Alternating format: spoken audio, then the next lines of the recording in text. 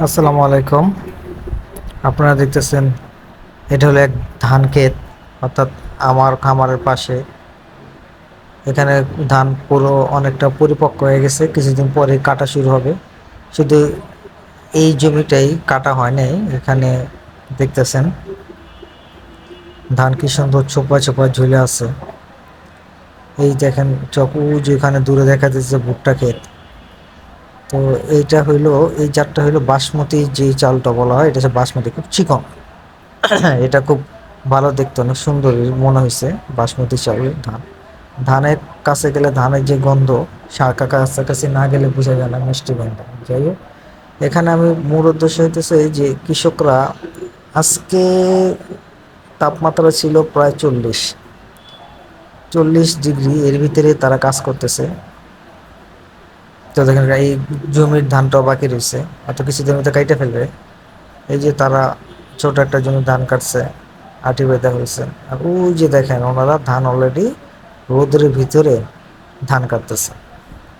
যাই হোক, যারা কৃষক তারা যে কত পরিশ্রম করে একমাত্র যারা মাঠে থাকে তারাই বুঝে।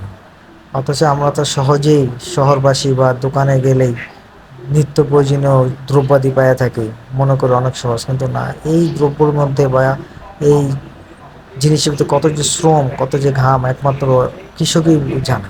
অথচ কৃষকরা আমরা মূল্যায়ন করি না এবং তাদের কোনো দামই দিই না, অথচ তাদের ন্যায্য মূল্যটা তার আমরা দিতে চাই না। যাই হোক, এই যে এখন দেখেন ধান কাটতেছে, ধান কাটার মৌসুম এখন, সবাই ধান কাটা নিয়ে ব্যস্ত।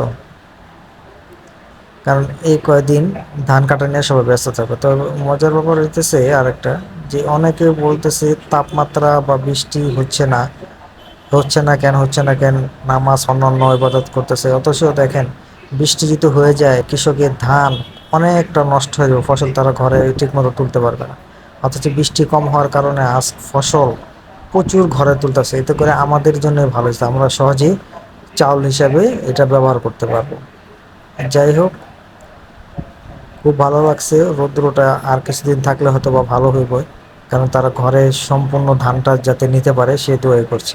আজকে এই পর্যন্তই, ভালো থাকবেন, খোদা হাফেজ।